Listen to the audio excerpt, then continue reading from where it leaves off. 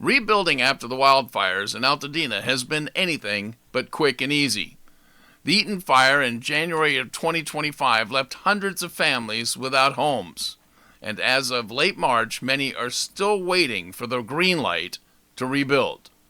Now, Los Angeles County, which oversees unincorporated Altadena, hasn't issued a single full rebuild permit yet.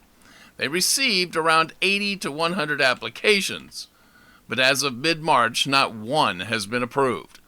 Now, the county aimed to turn these around in 30 days, with initial reviews in 2 weeks. But here we are more than 2 months later, and homeowners are stuck in limbo. Now, one major holdup is debris removal, and those cleanups are not yet done. And the county won't approve permits until they are. Over 9,200 requests for lot clearing have been received by LA County. Of those, 6,600 have been handed over to the Army Corps of Engineers. At a community meeting, Colonel Sandy Avichallo of the U.S. Army Corps provided an update on progress.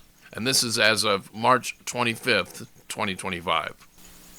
In terms of completed properties, where we've actually sent the right of entry back to the county, we are around 420. But in terms of substantially cleared, so this is cleared of fire ash debris, we're at almost 1,000 properties. So a lot of effort is going forward, and we're seeing a lot of progress on the ground. So that's 420 lots out of 9,900 applications. So while politicians set optimistic deadlines, reality isn't keeping pace. In a matter of weeks, 6 weeks, 7 weeks, we hope folks are out there starting the construction phase. That was over a month ago, and very optimistic. Nothing on the ground is matching anything close to that timeline. Governor Newsom tried to speed things up. He issued an executive order to waive some environmental reviews, even allowing homes to be rebuilt at 110% of their original size without any extra hurdles. And Los Angeles County set up one-stop permit centers in Altadena. But while it has approved a few permits in Pacific Palisades, at Altadena, progress has been slow to non-existent. Then there's another twist. A new state fire maps have just been released in late March, and they expanded the high-risk fire zones. I encourage everyone, especially those in high-hazard areas, to review these maps and stay informed. Good afternoon, everybody. My name is Nick Duvally. I'm with the LA County Fire Department, and I want to give some insights and some updates on the fire hazard severity zone maps that the supervisor commented on. Those maps were made public today. The fire department hasn't seen them before today either, so we're all seeing these pretty much at the same time. In terms of rebuilding, what all that means is that your architect is going to have to try and learn what those new codes are. The components, I think a lot of us have heard us talk about Chapter 7A of the Building and Fire Code. Those are home hardening, resiliency efforts to make the house more resilient and hopefully make it through a fire. And that includes some basics like what's the roof made out of, the walls made out of, boxing in your eaves, and a few other items that need to be included in that rebuild process.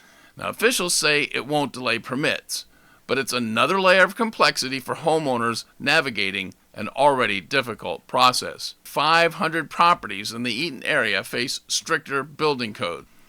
Architects working for residents to draw up building plans to submit to the county have to study those new codes and incorporate them into the plans that they draft. The new regulations add time, they add cost, and they mean more delay for homeowners affected by the new fire codes. Now, for residents, the financial and emotional toll is overwhelming. They face skyrocketing construction costs, long wait times, and seeing the situation, some contractors are now estimating it will take 18 months to rebuild. That's not how long it will take to build the house. Most of that time is simply waiting for Los Angeles County to grant approval. Under the best of times, submitting plans for approval is a slow, tedious government process. With over 9,400 structures overwhelming the system, rebuilding Altadena is a massive, complicated, slow mess. It doesn't have to be that way, but government is just not up to the task. It does not have the ability to solve the problem in any other way than it has always done business, slowly. Altadena is a resilient community, and you can see that optimism in signs posted around town that say, Altadena will be back, we will rebuild. The question now is, will the system ever catch up with that optimism and the people who are ready to rebuild now? I'm Russ, and this is News and Notes.